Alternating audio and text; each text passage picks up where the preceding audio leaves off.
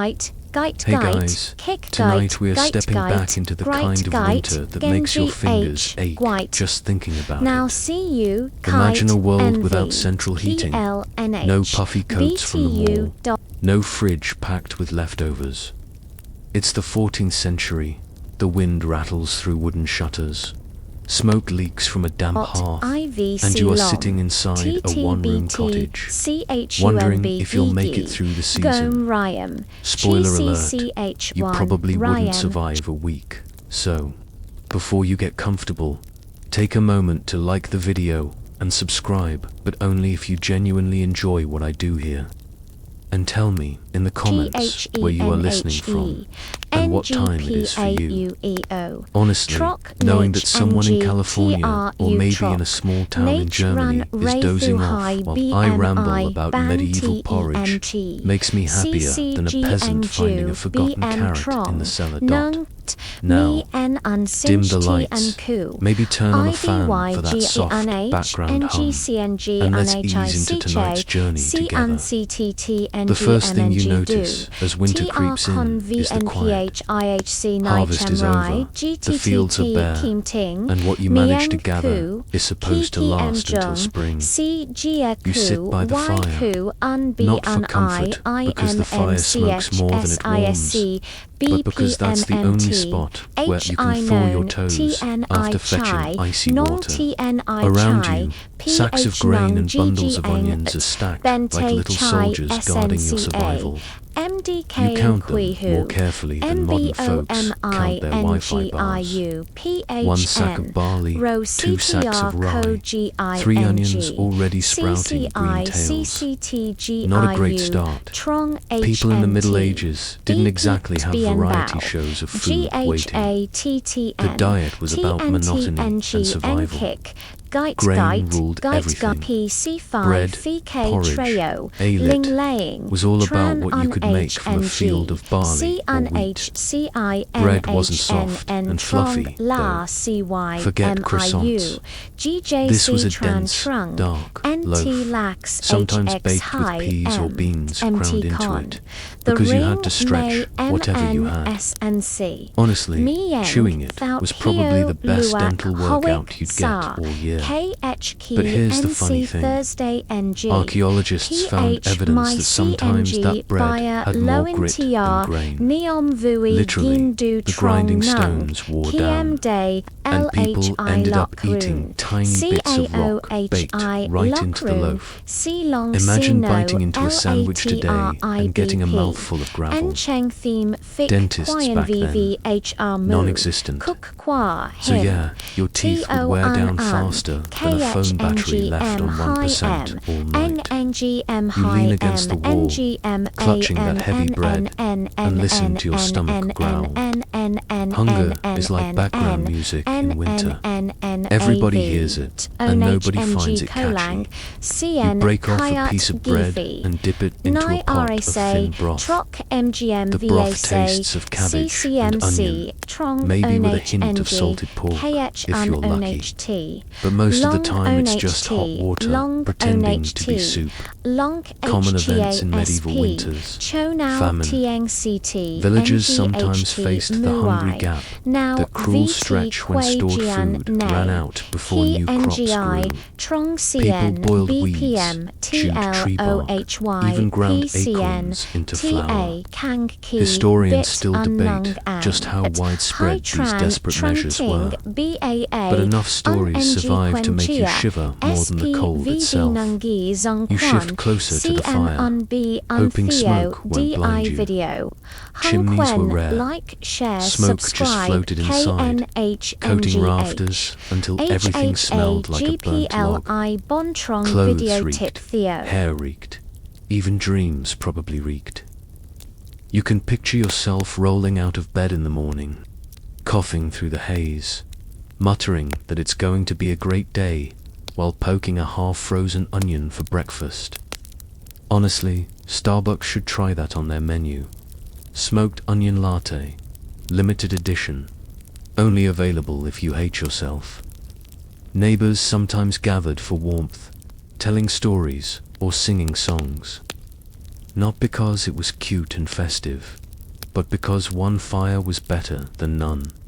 You imagine leaning shoulder, shoulder, sharing stale bread and maybe a joke about how thin the soup was. Laughter, even forced, helped chase away the dark. And maybe you laugh too, because otherwise the silence feels heavier than the snow piling up outside. One lesser-known fact. People often used animal fat lamps to light their rooms. That means when you're reading this by candlelight in your mind's eye, the flame flickers from a wick dipped in melted fat. The smell? Think of overcooked bacon grease, but without the bacon. Lovely, right? As the night stretches on, you glance at the tiny window. Frost flowers creep across the glass like nature's graffiti. You wrap yourself tighter in a scratchy wool blanket and hope it doesn't harbor lice. Spoiler, it does. Everyone had them. You scratch your neck and sigh. At least the lice are warm. But here's a positive thought. Sitting there in the cold, you realize survival isn't just about food or fire. It's about resilience. People got through winters by leaning on each other, telling stories, sharing what little they had. Even when the cupboard was bare, someone might show up with a heel of bread or a small piece of cheese. And that kind of community warmth sometimes did more than a fire could. Back in the cottage, you close your eyes, listening to the wind howl like a hungry wolf outside. The walls groan, the rafters creak, but you're still here, clinging to your bread, dreaming of spring. You probably wouldn't last in that world. None of us modern souls would. But that's exactly why this story matters.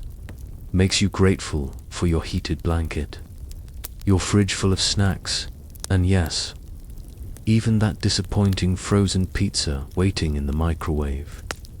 And as you settle deeper into the imagined darkness, you can't help but smile.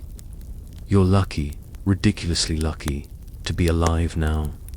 No gravel bread, no onion water soup, no lice blankets, just soft sheets, warm air, and the gentle sound of a fan purring beside you. The bread sits heavy in your hand, darker than night, dense enough to double as a medieval dumbbell. You bite into it, and your jaw protests like it's doing unpaid overtime. This isn't bread the way you know it. No soft white slices, no baguettes that crunch delightfully and then melt away. No, this is survival bread. Thick, chewy, packed with rye, barley, and whatever else the miller swept off the floor that day. You chew and chew, half wondering if the loaf will chew back. Bread was life in winter. More than half your calories came from it. Which is why people guarded sacks of grain the way modern folks guard their Wi-Fi passwords. Lose your grain, lose your bread, lose your chance of seeing spring. And unlike our bread aisle today, stacked with more brands than personalities at a reality show, you didn't get choices. You got what the harvest gave, and usually that meant dark rye bread, so filling it felt less like eating and more like paving stones in your stomach. Still, there was comfort in it.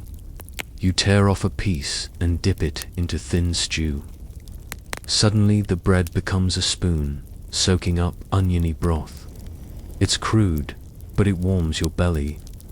You imagine the family around you doing the same, kids gnawing on crusts, parents rationing slices carefully, making sure nothing gets wasted. Crumbs swept off the table end up in the pot, because waste is a luxury nobody can afford. There's a small detail that people don't often realize. Medieval ovens weren't in every home. Baking bread was sometimes done in a communal oven, a big stone furnace in the village. Families carried their dough there, each loaf marked with a personal symbol so you could tell yours apart from your neighbors. Think of it like the world's least fun potluck, where everyone brings bread and nobody brings dessert. But the loaves weren't always pure. Millstones chipped as they ground grain, which meant your flour came sprinkled with tiny rock fragments.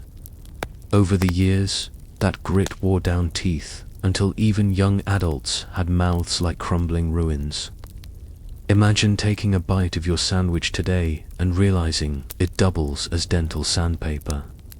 Makes you love your orthodontist a little more, doesn't it? You chew slowly, aware that every slice is part of your winter ration. Farmers calculated carefully. How many loaves per week? How many mouths to feed? How long until spring barley? You live in constant math, the kind that decides whether you go hungry in February. Historians still debate whether peasants baked daily or stretched batches across several days. But one thing is clear. Bread was too valuable to waste. Even stale bread became pottage soaked in hot liquid until it softened. Basically medieval French toast without the eggs, sugar, or joy. The cottage smells of yeast and smoke. Crusty loaves line a wooden shelf, each one a promise that tomorrow you'll still have food. Yet, in your heart, you dream of something fluffier. You imagine sinking your teeth into a modern croissant, layers shattering delicately, butter melting on your tongue. Then reality hits. You're back to rye bricks that taste faintly of dirt and onions. Your medieval self-size, your modern self laughs. At least you have something, right? On feast days, bread might be special. Maybe white bread, made from wheat flour, the kind reserved for the wealthy. In a world where color and texture signaled class, white bread was a status symbol. Eating it said, I'm not just surviving, I'm thriving. For most, though, white bread was a rumor, a food you glimpsed at a lord's table but never touched. You settle for brown, heavy loaves, convincing yourself it builds character and jaw muscles. There's humor in imagining today's influencers trying medieval bread. Picture a food blogger slicing into a dense rye loaf, holding it up for the camera. It's earthy, they'd say, while secretly wondering if it could double as home defense. Yet for the peasant sitting in the smoke-filled room, bread wasn't contented with survival, and every mouthful, however hard to chew, meant another step towards spring. The candle sputters, fat-fed and smoky, and you cradle your last slice for the day. You savor it slowly, because tomorrow is never promised. Outside, snow falls heavy on the fields where grain once grew. Inside, the bread reminds you that survival isn't about comfort. It's about endurance. You smile wryly at the thought bread as life, bread as struggle, bread as the thing that keeps you alive when everything else wants you gone. And just like that, the loaf in your hand becomes more than food. It's hope, it's patience, it's the stubborn will to get through another winter night. You close your eyes, jaw sore, belly half full, heart strangely steadied, and the story drifts on, carrying you deeper into the rhythm of survival. The pot sits over the fire, bubbling slowly, the steam curling into your face like a cold reminder that winter is far from over. You stir the oat or barley mush with a wooden spoon, watching the grains swell and thicken, filling the pot more than your heart. It smells earthy, a little bitter, but nourishing enough to keep your stomach from growling so loudly it scares the chickens. You take a tentative taste and grimace. Porridge has a way of clinging to your tongue like a persistent rumour, but then you swallow and feel a small warmth spread through your body. Porridge is one of those things you think of as bland, modernly maybe even sad, but back then it was a lifeline. Every morning, families stirred pots before the sun rose, adding water, sometimes milk if they were lucky, and rarely a pinch of salt. Sweeteners were luxuries. Honey or dried fruit might appear if a neighbour had been generous, or if a rare shipment from the market had arrived before winter crushed all hope. Mostly, though, it was the grain itself, soaked and boiled until it became a sticky, filling mass that you could eat with patience and persistence. Children crowded around the hearth, hands reaching for spoons, faces smudged with soot, eyes bright with anticipation that they knew the mush would disappoint, but they'd eat it anyway.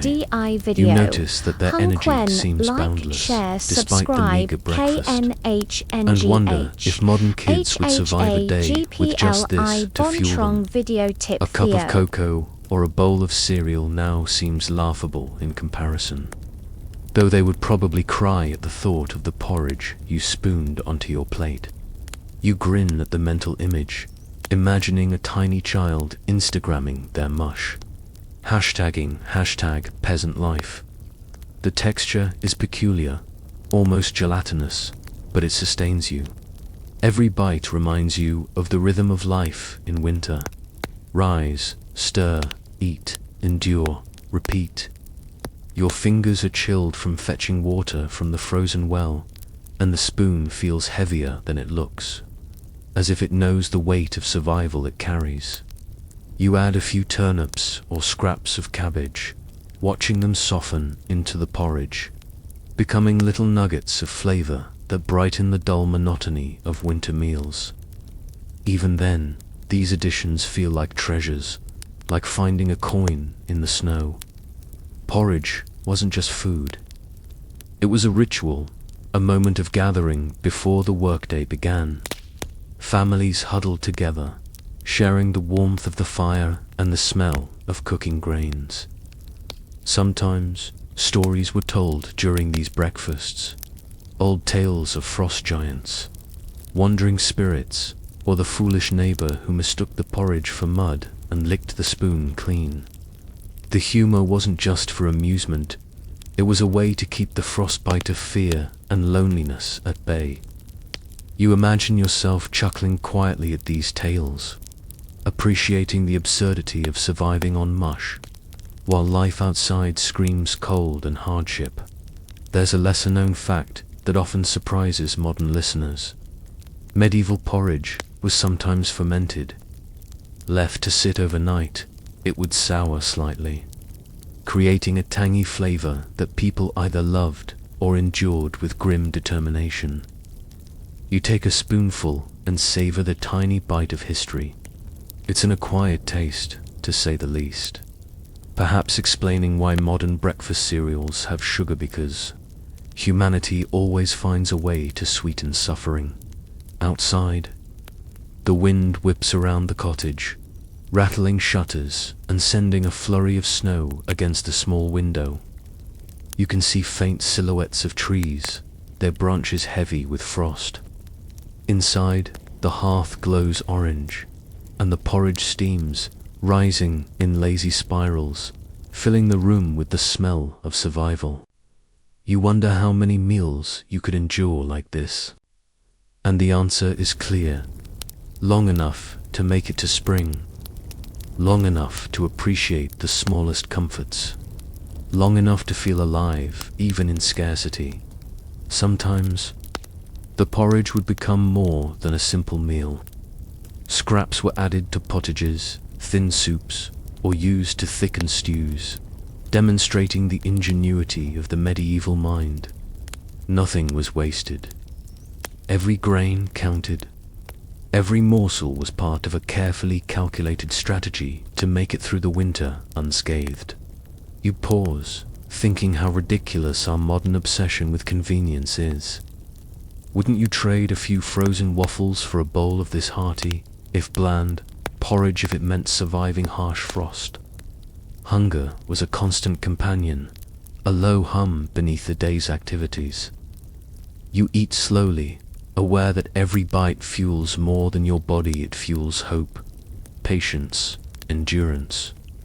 And as you stir the pot again, your thoughts drift to neighbors. Maybe they have a few beans to trade or a piece of hard cheese tucked away. Porridge teaches lessons beyond nutrition, sharing, ingenuity, and subtle diplomacy.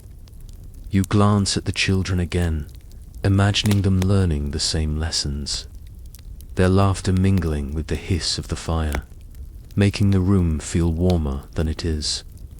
In those long winter months, porridge anchored daily life. It was a constant, simple, unglamorous, but essential companion. You eat, you stir, you eat again, and through it, you become part of a rhythm that has lasted centuries. Historians still debate exactly how much variety peasants had, but the core remains: thick, filling, sometimes sour, always necessary. And perhaps there is a quiet joy in that reliability, a comfort in knowing that whatever else the season throws at you, a warm bowl will meet you at dawn, as the day begins and the frost glints off the window. You feel the subtle satisfaction that comes from nourishment, from rhythm, from endurance. You carry that warmth in your belly and let it spread through your shoulders, your arms, your fingers chilled from work. Porridge might be humble, but it is life itself distilled into a bowl, teaching patience, gratitude, and resilience, one thick, chewy spoonful at a time. You finish your serving slowly, savoring every bite, knowing that in a world without refrigerators, delivery apps, or instant coffee, this simple mush is all the comfort you have. And yet, in that simplicity, there is beauty, a quiet understanding that surviving these harsh winters, with nothing but grains and water, creates a connection across centuries, link from their hands to yours, binding you to the endurance and creativity that human beings have always found in the face of cold and hunger. The wind presses against the cottage walls, rattling the shutters, and you turn toward the corner where the vegetables are hidden. Turnips, cabbages, and onions, tucked into straw or buried in cool earth, sit like forgotten treasures. You pick up a turnip, feeling its rough, pocked skin, and realize it might be the only thing standing between you and annoying hunger that refuses to be polite. You slice it, and the earthy smell rises sharply, mixing with the smoke curling from the fire, filling the room with a fragrance both humble and oddly satisfying. You imagine walking into a modern kitchen and holding up a turnip like it's a gold medal from the supermarket. And it's impossible not to chuckle. The pot over the fire hisses as you add the cabbage, its thick green leaves curling at the edges, softening in the bubbling water. The room fills with the scent of cooked vegetables, an aroma that is sharp enough to make you sneeze, yet comforting enough to remind you that warmth and sustenance are not entirely absent. Children shuffle closer, cheeks red from cold, hands reaching eagerly.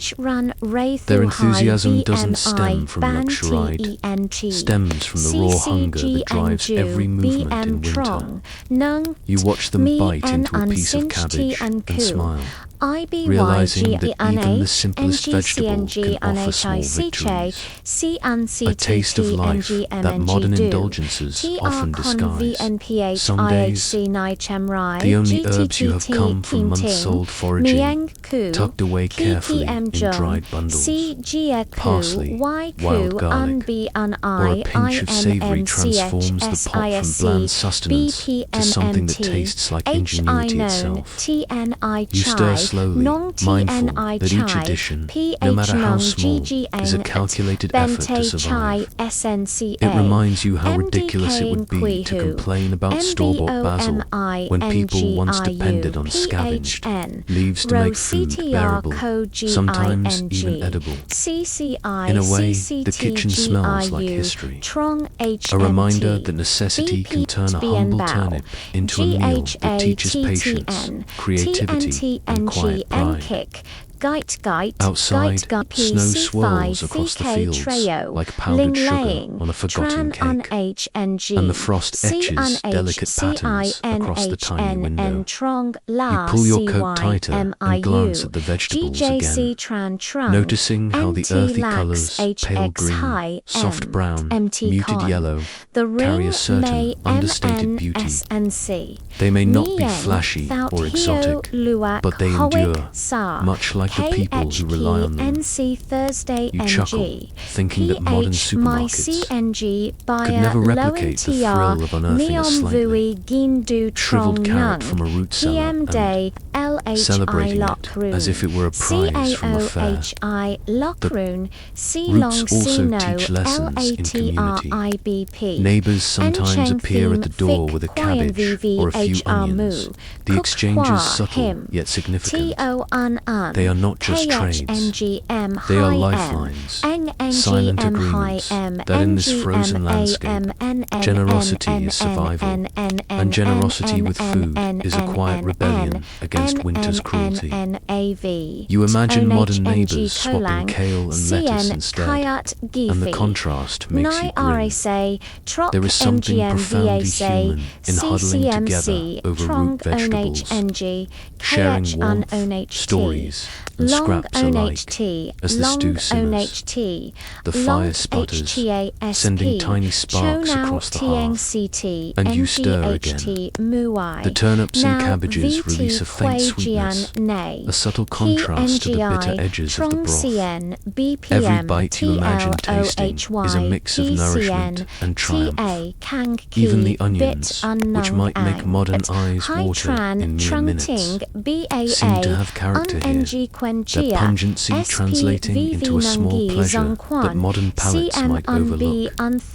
You think about how flavors were lessons in survival, teaching patience and appreciation where abundance could not. Even when the vegetables are all you have, there is artistry in preparation. Boiling, mashing, and combining the roots and leaves with scraps of herbs or grains turns necessity into ingenuity.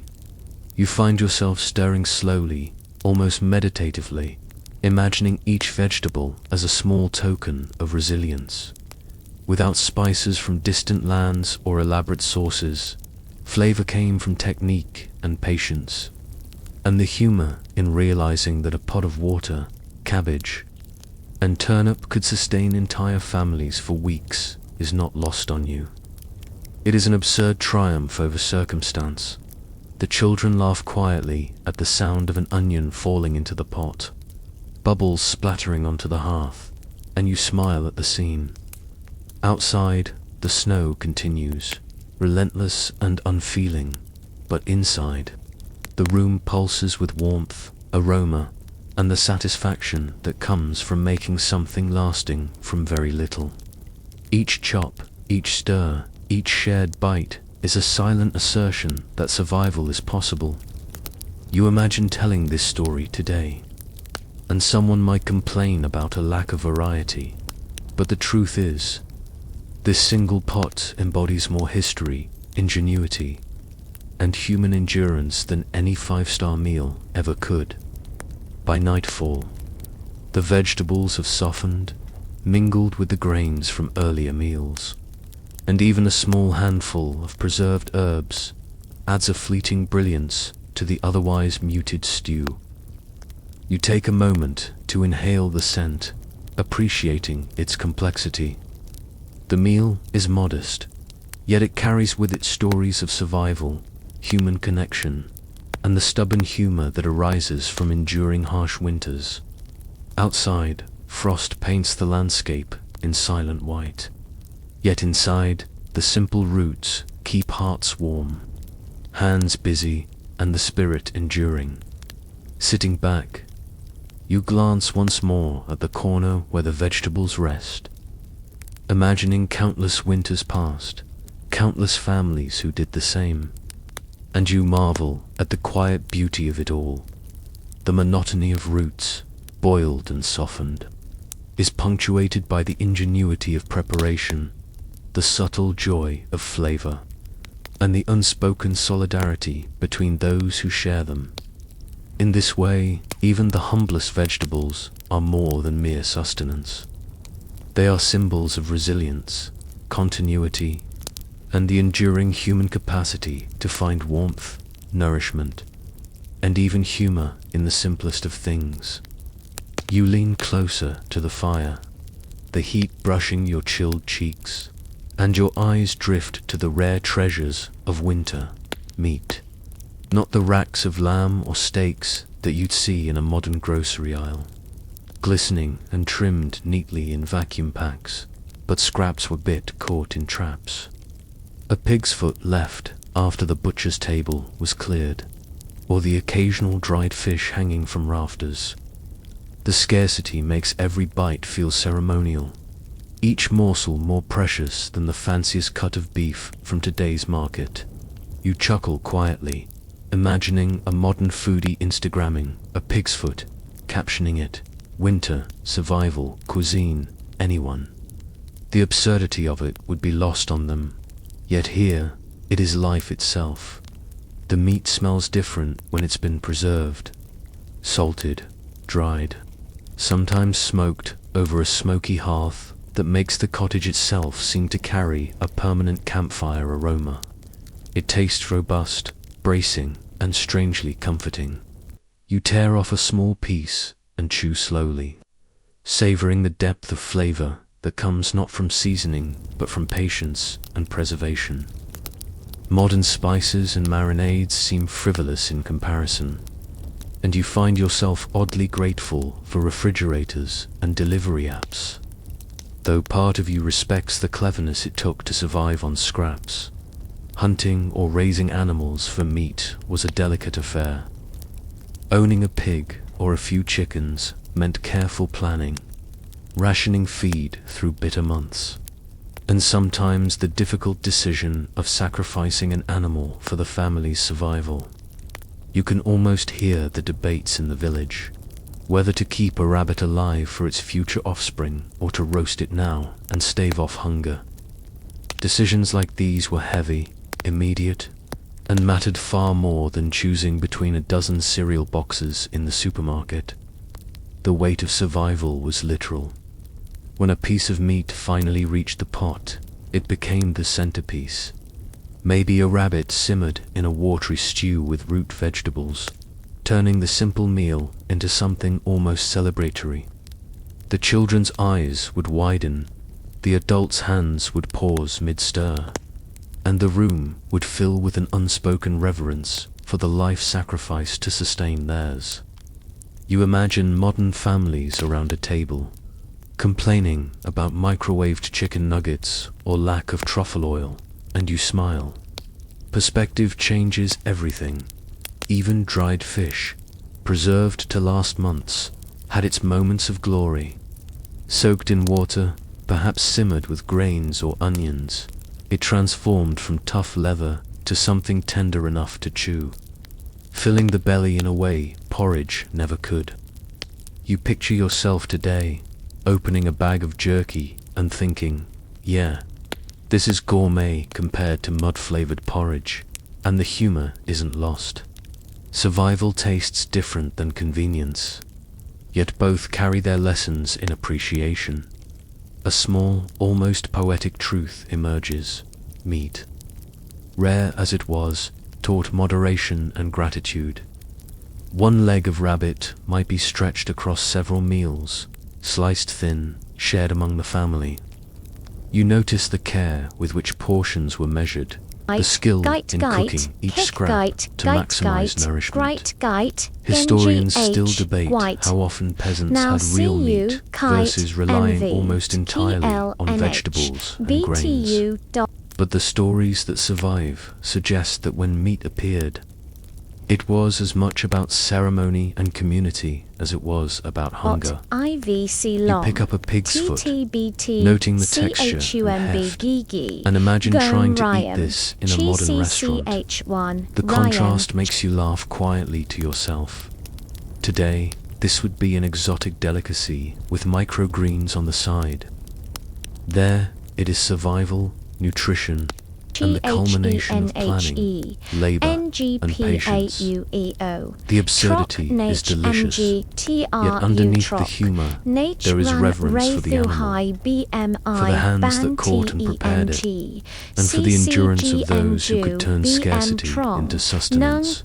The fire crackles, the room glows amber, and the smell of roasting meat mingles with the earthy temps of stored vegetables and thick porridge. Life is messy, resourceful, and profoundly human.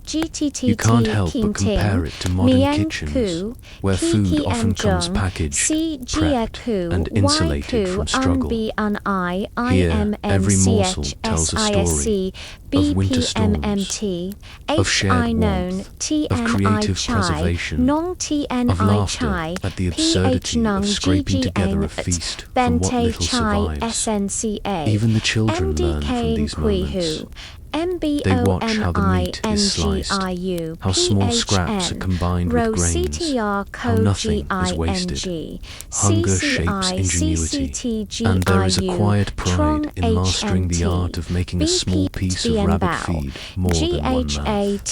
In a way, the lessons of medieval winters echo today. Appreciation, resourcefulness, and respect for what you consume.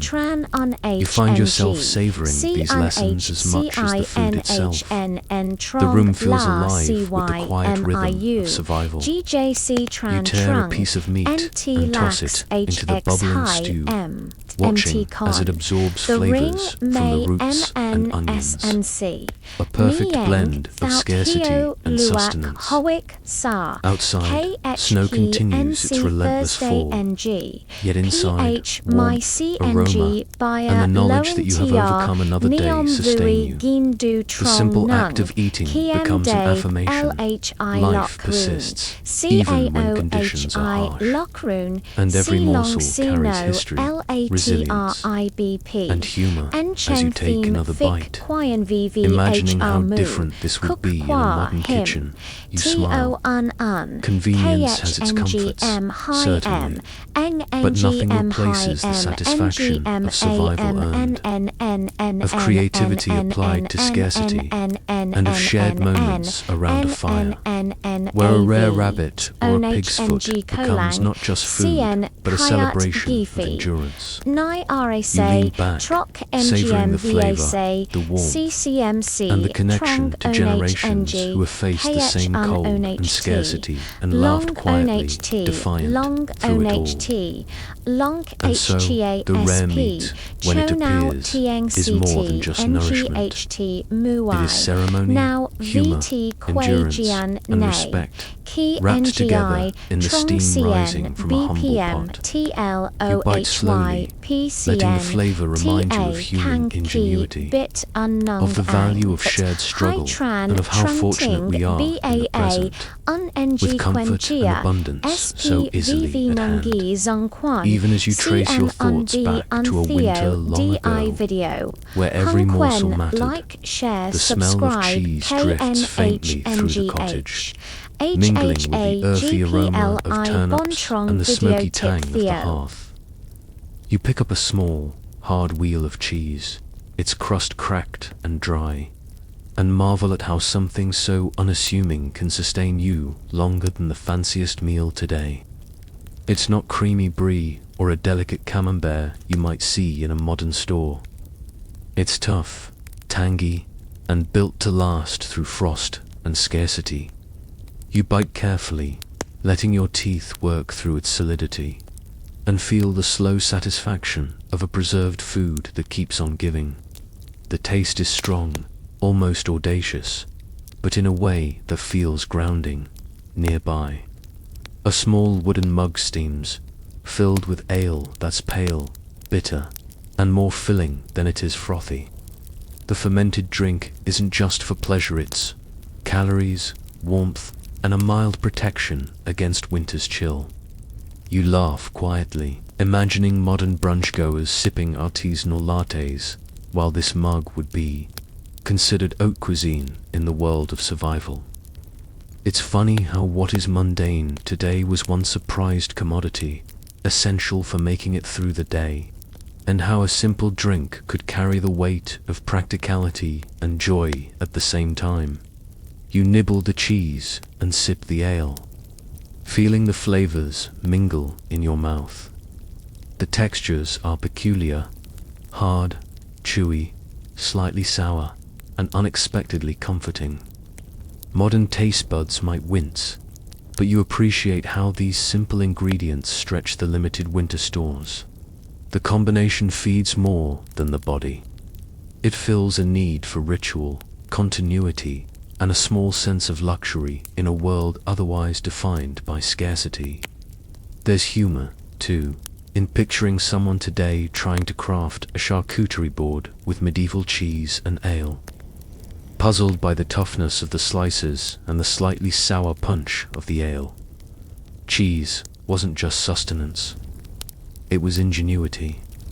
The harder, drier wheels could last months if kept cool and dry, providing nutrition long after fresh food had spoiled. You imagine modern refrigerators trying to replicate the effect, and it's absurd how convenient technology makes the past seem comical. Back then, survival depended on understanding, preservation, texture, and flavor over aesthetics. Every bite is a lesson in patience, endurance, and appreciation for the subtle richness of what was available. Ale, too, teaches lessons in resourcefulness. Water could be unsafe, so fermenting grains into a low-alcohol drink made life drinkable and slightly more pleasant. You sip slowly, aware that it's warming your belly more than your tongue, and compare it to the coffees or energy drinks of today. Both promise stimulation, but only the ale carries the history of countless hands, countless winters, and a quiet ingenuity that modern convenience often masks. Children come close, curious eyes reflecting the firelight, and you share a small piece of cheese. They chew carefully, experiencing the same mixture of pleasure and effort that comes with every preserved food. You think about how modern children would react to this toughness, likely declaring it gross and demanding a smoothie instead. Yet here, they learn endurance, appreciation, and even subtle humor as they gnaw through something that teaches them more than flavor. It teaches patience and survival. The room fills with warmth, aroma, and the faint sound of crackling fire. Each sip of ale, each bite of cheese, carries you deeper into the rhythm of winter life. Nourish, endure, and make do. You notice the interplay of flavors, the tang of the cheese balancing the slight bitterness of the ale, and you realize how medieval palates, though simple, mastered subtlety and utility simultaneously. Modern abundance might pamper taste buds, but scarcity teaches lessons of appreciation few today would understand. Even the smallest rituals bring joy. Slicing the cheese thinly, breaking it into pieces, or watching a child take a cautious bite becomes an event, a celebration of resourcefulness and endurance. You imagine telling someone today that a hard wheel of cheese could outlast snowstorms and supply a family through weeks of frost, and they would laugh in disbelief. And yet, that humor is precisely what carries you through. The absurdity of making pleasure from practicality, the delight in finding richness in what seems humble. Historians still debate how strong or nutritious medieval cheeses really were. But one thing is clear, they were essential for survival. Their toughness was a feature, not a flaw, designed to keep families fed when meat and fresh produce were scarce. Ale and cheese together created small pockets of warmth, pleasure, and community in the long, cold months.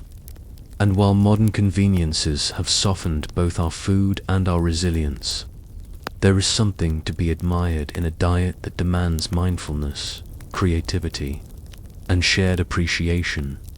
By the time the fire dims and the last sips of ale are gone, the room feels settled, warm, and oddly luxurious despite its simplicity.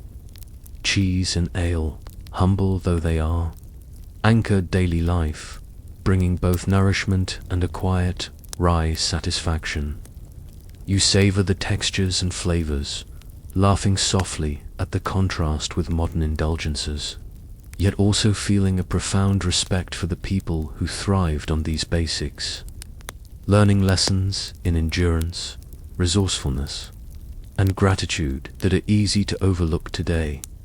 As you set the empty mug aside and cradle the last crumbs of cheese, you realize that survival is not only about quantity, it's about making the ordinary extraordinary. Hard cheese and bitter ale become more than food. They are symbols of creativity, patience, and the enduring human capacity to find warmth and comfort in the midst of hardship. In that glow of firelight, with the winter winds howling outside, you sip, chew, and marvel at how the simplest of ingredients carry stories that connect centuries, reminding you of the richness in life that exists even when scarcity shapes every bite.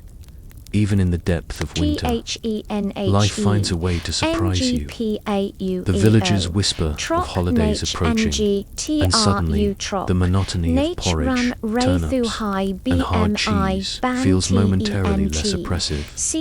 You help stir a pie crust, the dough sticky from flour and fat, and inhale the scent of warming apples and a pinch of rare cinnamon. It is not the artisan pastries of modern bakeries with their perfect layers and Instagram-ready glazes, but it is magic enough to make your stomach leap with anticipation.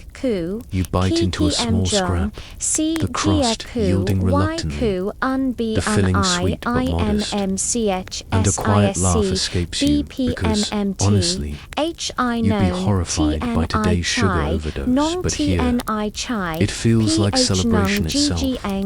Children dash around, cheeks flushed, carrying small wooden figurines or tiny trinkets they've saved for this moment. You watch them steal glances at the pies, eyes wide with the sort of delight that cannot be manufactured in grocery aisles. There is a rhythm to these preparations. Roll, bake, taste, repeat that turns work into ritual.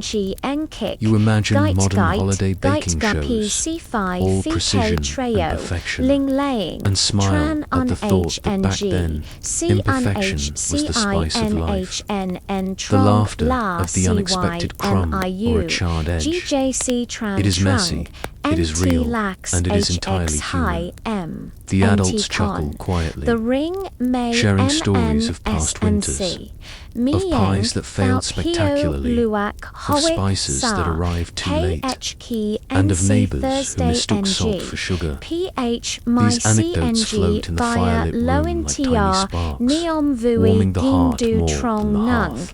In the harshness of medieval winters, humour and camaraderie were vital survival tools, just as necessary as porridge or turnips.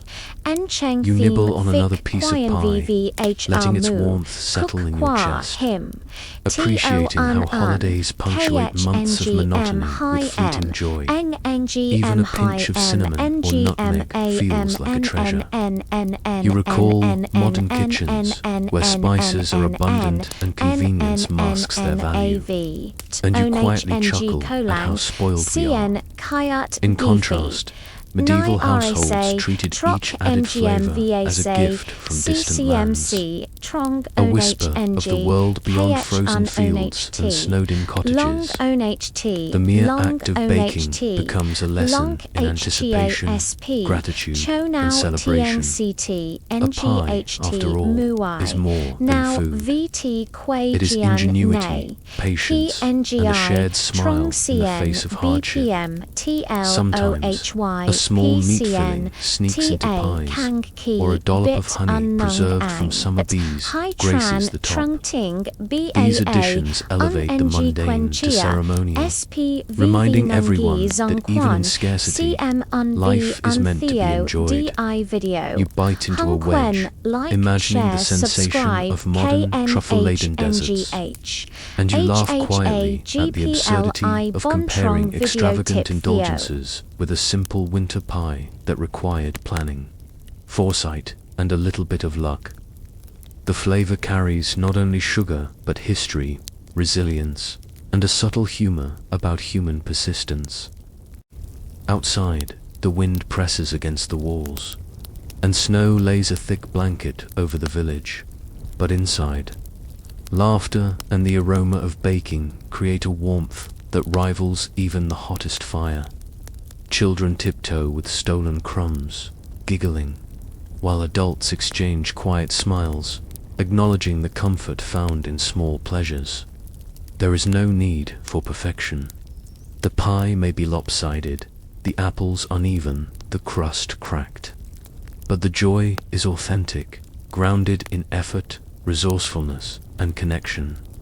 You savor a final bite, appreciating that, in this moment, the world feels right despite the frost pressing at the windows.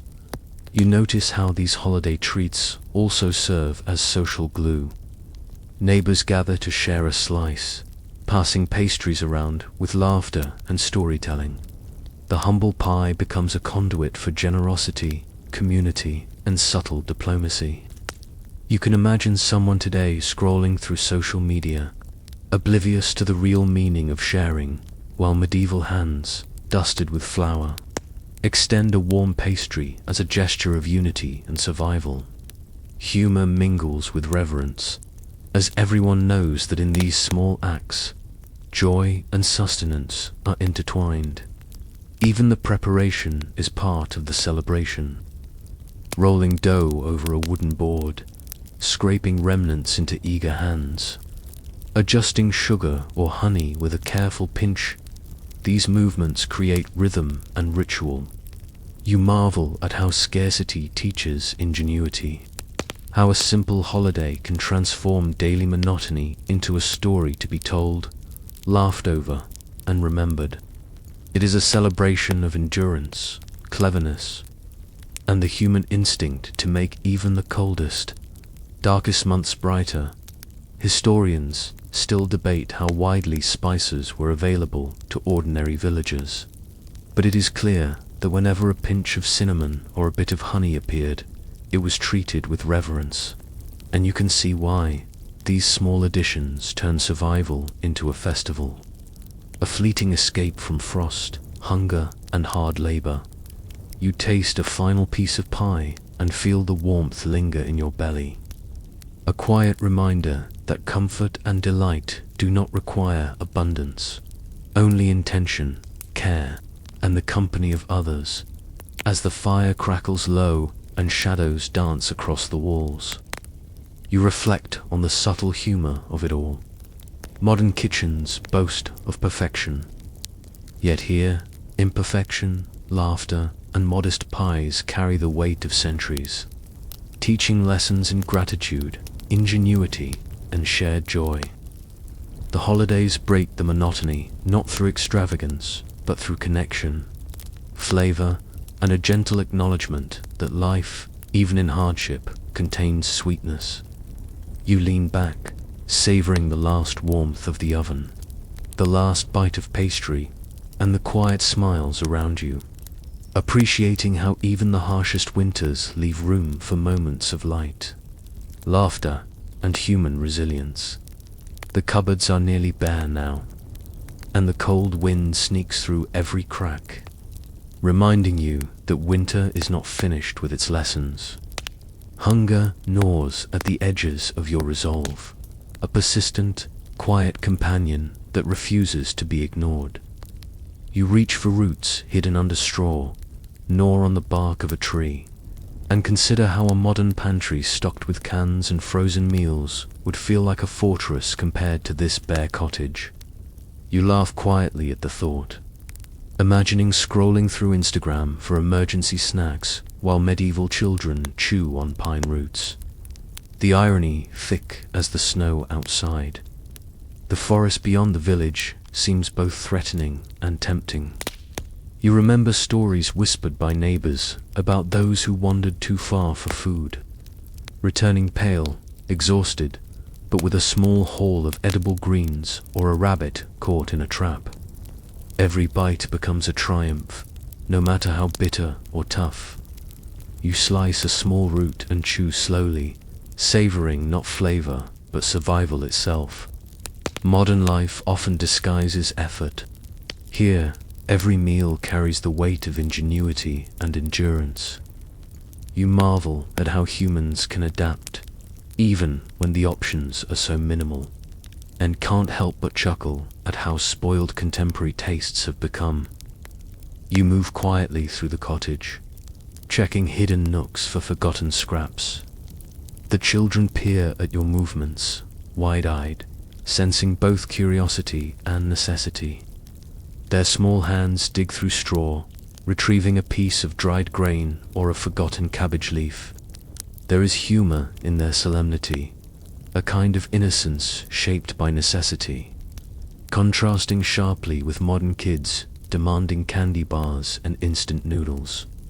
Each recovered morsel becomes a lesson, teaching patience, resourcefulness, and the understanding that survival is often measured in the smallest victories.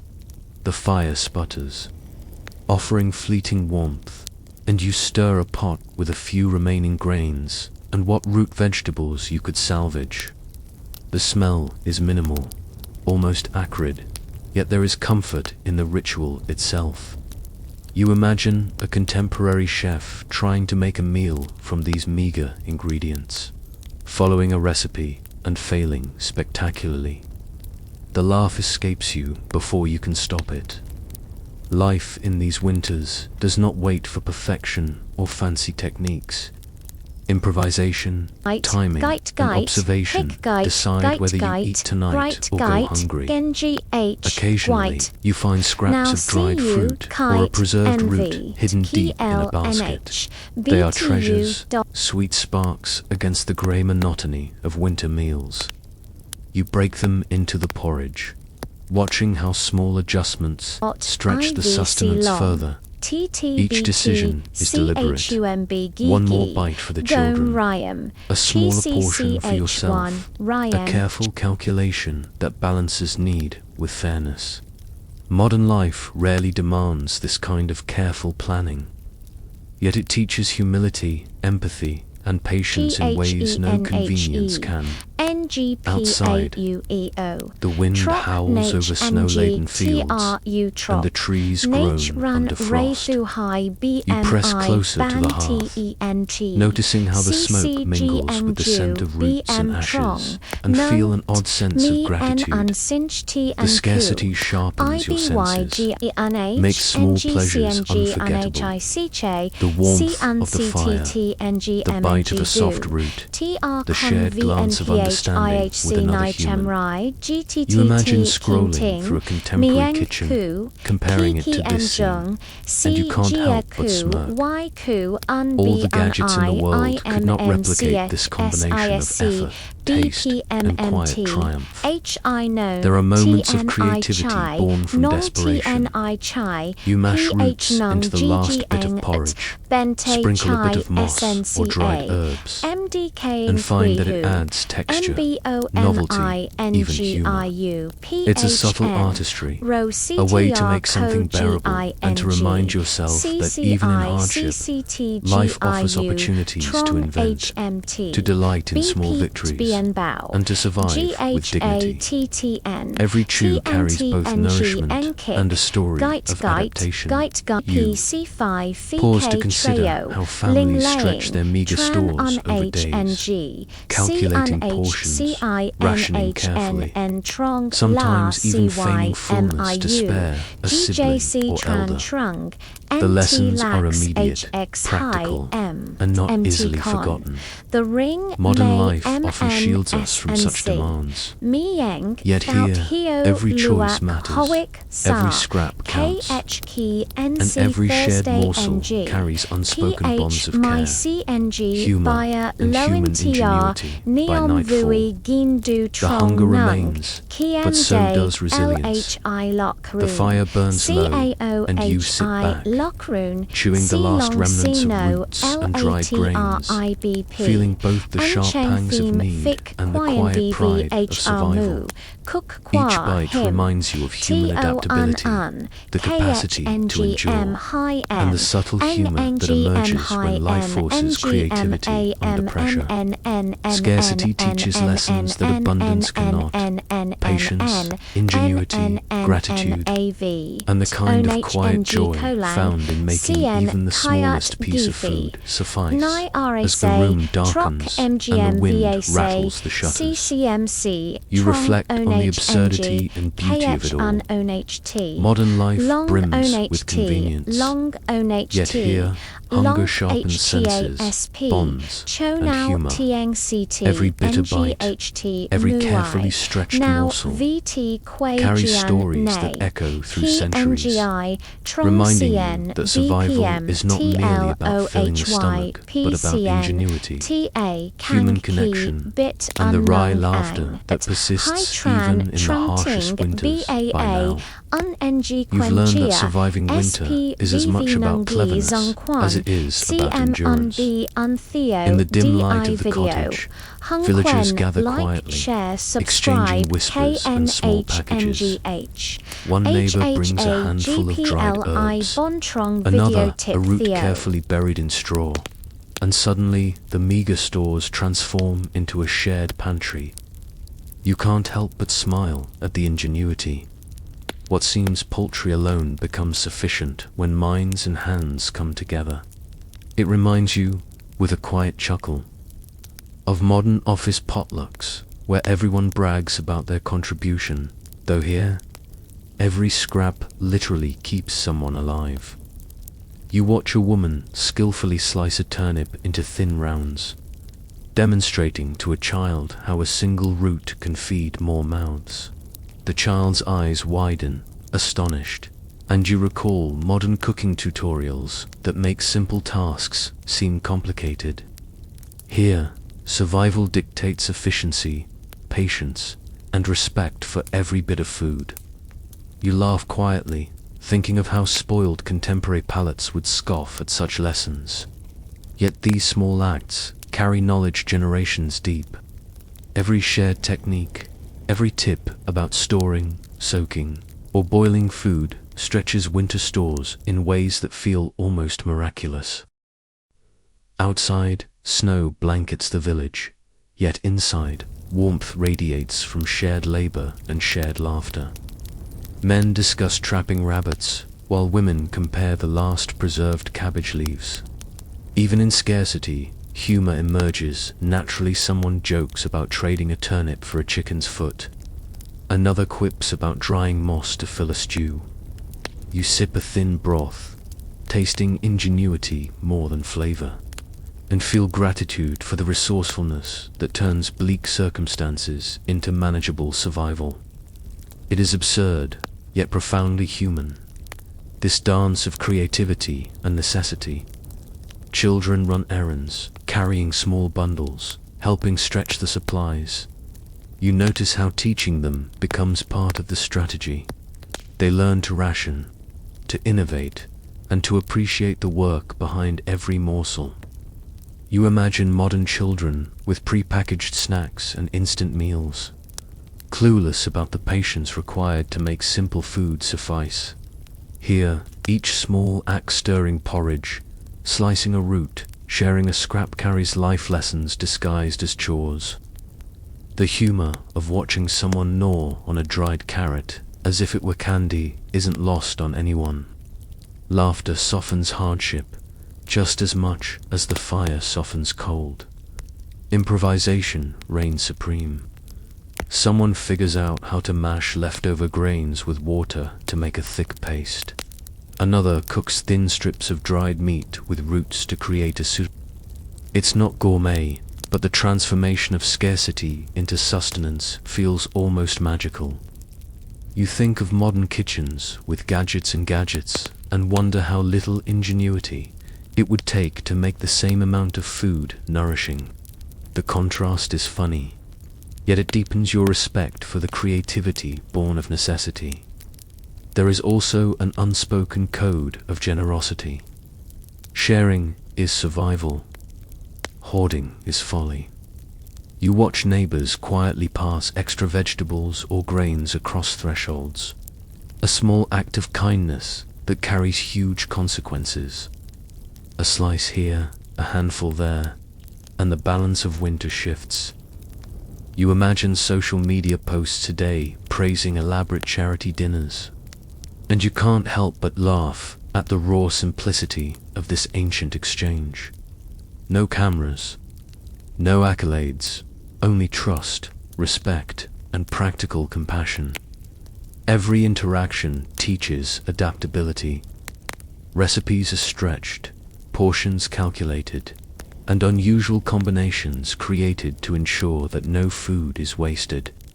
You taste a mixture of soaked barley and mashed turnip, chewing slowly, realizing it is far from gourmet but astonishingly effective. The flavors are humble, yet every bite carries lessons in patience, creativity, and shared resilience. Humor slips in again as someone remarks that the mixture would horrify modern taste buds, yet it feeds families through blizzards and frost. And somehow that feels victorious. In corners, you notice quiet competitions of skill.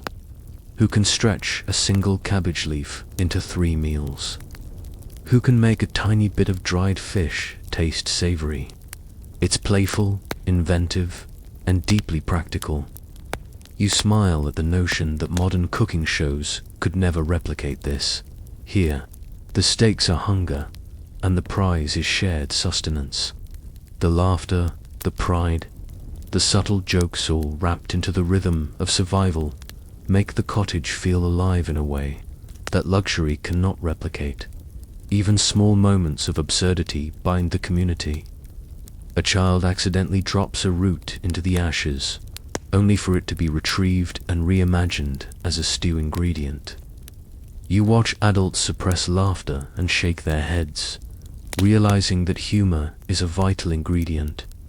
Scarcity sharpens the mind and softens the heart, reminding everyone that ingenuity is not just about food, but about spirit, cooperation, and delight in small victories. As night falls, and the last embers of the hearth glow, the room is full of quiet satisfaction. Villagers sit together, portions stretched, conversations soft and warm. You savor the knowledge that ingenuity and sharing have not just fed bodies, but hearts as well. Scarcity has prompted resourcefulness, community, humor, and resilience. In this simple, firelit space, you understand that survival is not merely a physical task, it is a collective act of cleverness, generosity, and human connection, and that even the smallest acts of sharing can turn harsh winters into enduring memories of warmth, laughter, and ingenuity. The fire is low now, flickering shadows across the walls, and you lean back, reflecting on all that winter has demanded. Hunger, cold, scarcity, and ingenuity have been your constant companions. And yet there is a quiet satisfaction in having endured. You think of modern life with heated homes, stocked pantries, and the convenience of a grocery store just a short walk or click away. The contrast is stark, and it draws a wry smile from you. We complain about waiting 20 minutes for a pizza delivery, while centuries ago, a single root or piece of dried meat could stretch survival across days. Perspective is everything. You pick up the last crumbs of bread and chew slowly, savoring the textures you once would have considered rough or unappetizing. The process of eating now carries memory as much as flavor. Every morsel tells a story of patience, creativity, and human resilience. You imagine yourself in a modern kitchen, surrounded by appliances and variety, and you laugh softly at the absurdity of it all. Comfort today often dulls appreciation, whereas scarcity sharpens senses, teaches gratitude, and turns even a humble meal into a lesson in endurance. Looking around, you see children finally dozing, soothed by the warmth and subtle ritual of shared food. Adults lean quietly against walls or chairs, faces illuminated by the amber glow, breathing in the rhythm of survival and reflection. You feel a similar calm wash over yourself, understanding that hardship carries wisdom, the ability to appreciate simplicity, the value of community, and the quiet humor found in human cleverness. Modern indulgences have their comforts, yet here, scarcity has revealed depth that luxury cannot replicate. As you contemplate the village's winter, you realize how resourcefulness and cooperation have not only filled stomachs, but strengthened bonds. Sharing a scant portion, improvising meals, turning meager ingredients into sustenance. These acts create connection, trust, and subtle joy.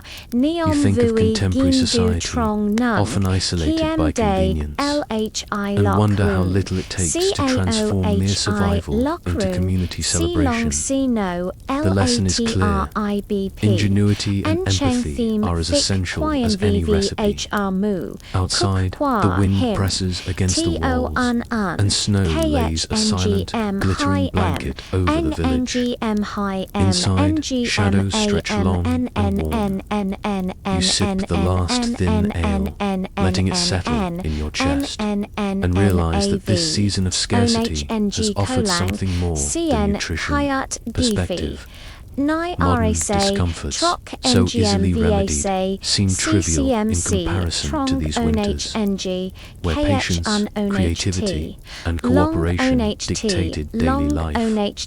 You chuckle quietly, imagining someone complaining about lukewarm coffee, while medieval families measure a slice of bread between siblings. The humor is both gentle and grounding. Even the smallest victories bring satisfaction. A pie eaten, a root stretched over multiple meals, a wheel of cheese rationed carefully. These achievements carry meaning. You reflect on how the villagers, through laughter, ingenuity, and perseverance, have created a rhythm of life that modern abundance often obscures. You feel gratitude, not just for the food, but for the lessons embedded in hardship. Resourcefulness, humility, and the quiet joy of making the most of what is available. Memories of shared moments rise. Neighbors offering scraps, children learning to ration, adults whispering advice about storage and preparation. You notice how much of survival is social, a web of human connection that transcends hunger. Even the tiniest act of sharing can ripple across a family or village, transforming anxiety into calm, monotony into ritual, scarcity into shared accomplishment. You smile at the cleverness, the humor, and the enduring patience of people who lived lives dictated by the seasons and survival. You recall the frozen fields, the wind pressing against walls, the meals that stretched imagination as much as nutrition.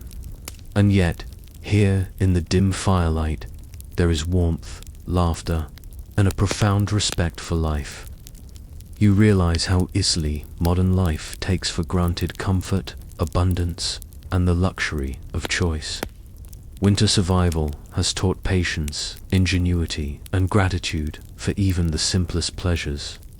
You inhale the scent of the last embers and feel a quiet connection to generations who have faced similar hardships with humor and ingenuity. Remembering that even in scarcity, life can be rich, communal, and full of subtle joy.